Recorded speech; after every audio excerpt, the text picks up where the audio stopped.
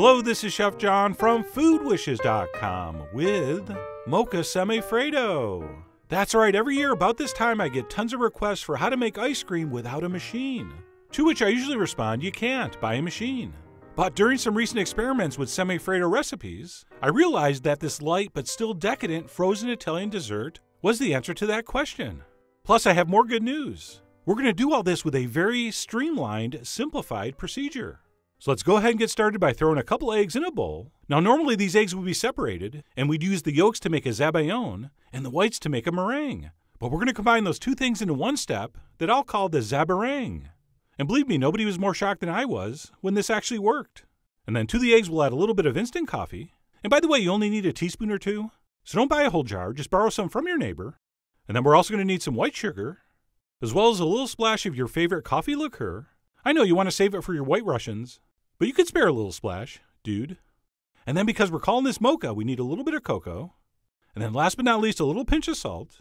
And what we want to do is take a whisk and mix this well before we take it to the stove and cook it over a double boiler until it's hot and thick. Except you know what? We're not going to use a double boiler. We're going to do this directly over a low flame. And sure, this might seem a little dangerous, and it's perfectly normal to be half scared, which I believe in Italian is semi-freddo. But don't worry, this is going to work. Just keep your heat on low, make sure you continue to whisk. And by the way, I thought you could see it in the frame, but you can't. But I do have a very firm grip on this bowl with a towel, because obviously this bowl is going to get hot. And one huge pro tip, don't let the towel catch on fire, especially if you're litigious and would blame me for that. So please be careful. And like I said, we're going to cook this pretty much whisking continually until those eggs cook through and the mixture thickens up. And this is going to take a few minutes. And I realize not everyone's arms are as freakishly strong as mine are. So if your arm gets tired and you need a break, no problem. Just remove the bowl from the heat until your arm and or wrist recovers, and then put it back over the heat and continue to whisk and cook. And of course, if you have an electric mixer, you can use that here. And as you do this, you'll notice it will get thicker and foamier. And towards the end, you may even see a wisp or two of steam. And we want to keep whisking and cooking until eventually we have something that looks like this, which some people would refer to as the ribbon stage, because those ribbons of mixture dripping off the whisk sort of stay on the surface for a second or two. And what happens if you go too far and the eggs scramble? No problem, just start over. So at this point, we will remove that from the heat and cool it down completely. And what I like to do is just pop that on top of a bowl of ice water, or in my case, just a bowl of very cold water. And once that mixture has cooled down, we can move on to the final step, which is the whipped cream. So we're going to add some ice cold heavy cream to an already cold bowl. Yes, keep the bowl and the cream in the fridge. It will definitely whip up faster and easier. And we want to whip this cream into fairly stiff peaks. And the only thing we're going to add to this is a little bit of sugar. And ideally we would add the sugar right here when we just start to get nice soft peaks. But to be honest, I forgot for a couple seconds, so I actually didn't add my sugar until this point. But the good news is it still worked. So we'll add a spoon of sugar, and we'll continue whisking until, like I said, we have fairly stiff peaks. Okay, you see those nice sharp lines? That's what we're looking for. And be careful, don't go any farther than this, otherwise you're going to make butter. And once our whipped cream is set, we are ready to combine our two components.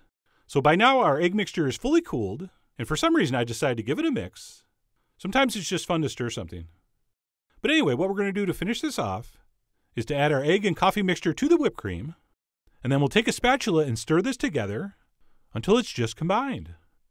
And you'll notice I didn't say fold. This mixture just isn't going to be thick and airy enough for your classic folding technique.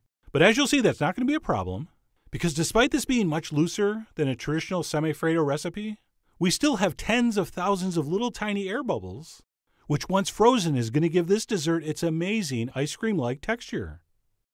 So we'll go ahead and we'll stir that, mix that, fold that until it just comes together, at which point you can transfer that into literally anything to freeze it. So because I'm doing a mocha version, I'm going to freeze and serve mine in some coffee cups. And I'm just doing 2 here, but if you make a bigger batch, you can do this in a loaf pan and slice it, which is the traditional way to serve it. So I transfer that into my coffee cups. And then by far the hardest part of the recipe, we got to wrap these in plastic and let them freeze completely. Overnight is best.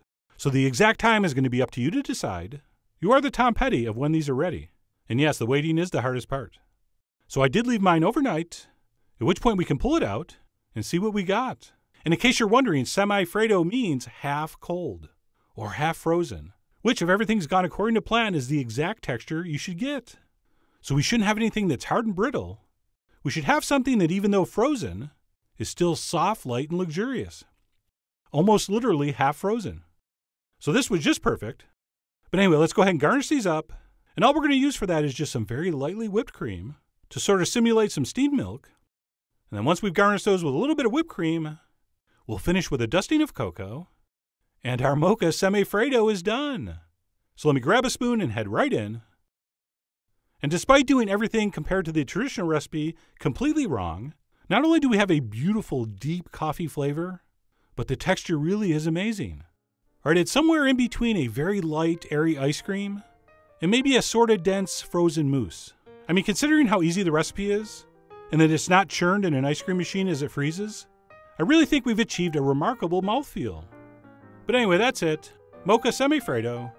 I really do hope you give this half-frozen, but fully delicious, Italian ice cream-like dessert a try soon. So head over to foodwishes.com for all the ingredient amounts and more info as usual. And as always, enjoy.